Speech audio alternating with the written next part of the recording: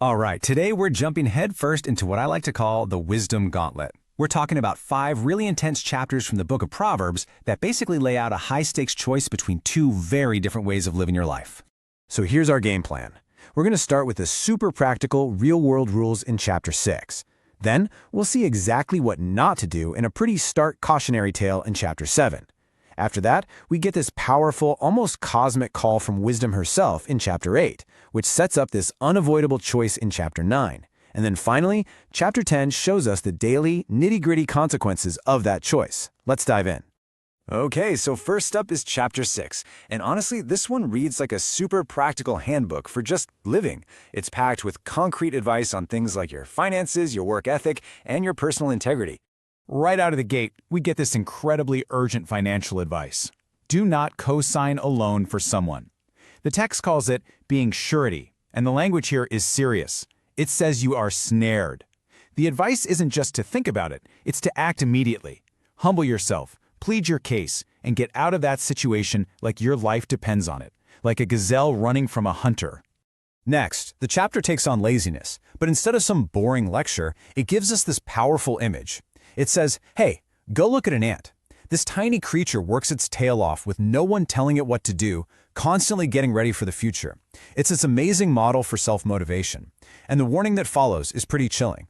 Poverty will pounce on the lazy like an armed man. And then we get this. It's an unflinching moral compass. But what's really fascinating is that it doesn't just list bad actions. Look at the very first thing on the list, a proud look. It starts with our inner attitude. These are things that don't just hurt other people, they corrupt your character and they tear communities apart. That's why the text calls them an abomination. Okay, now we're going to shift gears big time with Chapter 7. The whole style changes. We go from these direct commands to a vivid, almost cinematic story. This is a cautionary tale about the seductive allure of temptation, and boy, is it a powerful one. So the story is about this naive young man who the Bible says is void of understanding. And get this, he isn't dragged into trouble, he's talked into it. It's her smooth talk, her flattering words that lure him into the trap. It's a huge reminder that sometimes the most dangerous traps are the ones baited with the prettiest words. Her invitation is all about pleasure, excitement, and, this is key, secrecy. She just happens to mention her husband has gone on a long trip, so it seems like the perfect consequence-free opportunity. It's an appeal aimed straight at impulsiveness and the desire for a quick thrill. And this is the punchline of the story, and it is absolutely bone-chilling. The young man, completely clueless, follows her as an ox goes to the slaughter. That path that looks so appealing, that promised so much pleasure, well, it turns out it's a direct highway to destruction. Her house, as the slide says, is the way to hell. Now, in a complete 180 from the dark, secretive whispers of Chapter 7, Chapter 8 flips on all the lights. We get the alternative. And it's not just some abstract idea, it's personified. Meet Lady Wisdom. And her call isn't whispered in an alley, it's shouted from the rooftops for everyone to hear. You see, unlike the seductress who works in the shadows, Lady Wisdom stands out in the open, at the city gates, at the crossroads, the busiest places in town. Her call is for everyone. It's universal. There's absolutely nothing sneaky or hidden about her invitation. It's right there for the taking. This is where the text completely redefines what's valuable. Wisdom isn't just another thing you can get. It's in a totally different league. It's worth more than silver, more than gold, more than rubies. The point is, you can't buy it, but you can receive it. It's a gift. And this is where the chapter hits this incredible climax. Lady Wisdom reveals her origin story. She isn't just a good idea, she is an eternal principle that was with God before he even started creating the world. She was there, like a master craftsman, as the universe was taking shape.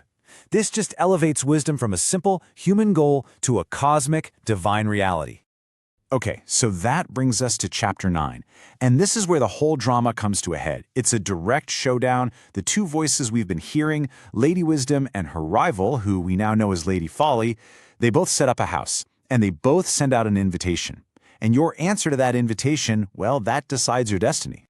And just look at the contrast here. It's so stark. On one hand, you have wisdom. She's built a solid house. She's prepared this rich, life-giving feast. Her invitation offers real substance. And on the other hand, you've got folly. She's loud, she's ignorant, and she offers nothing of substance. just the cheap, fleeting thrill of something forbidden. She's selling this lie that stolen waters are sweet. Right in the middle of this choice, we get this core principle for the entire book. The first step toward wisdom, it says, is the fear of the Lord. Now, this doesn't mean being terrified of God.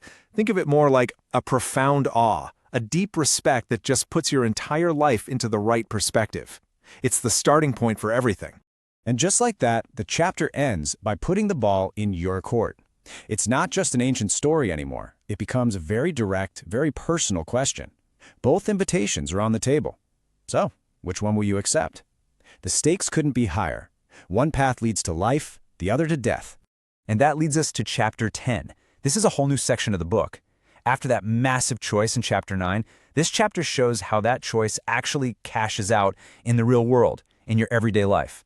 The style changes again to these short, punchy, side-by-side comparisons.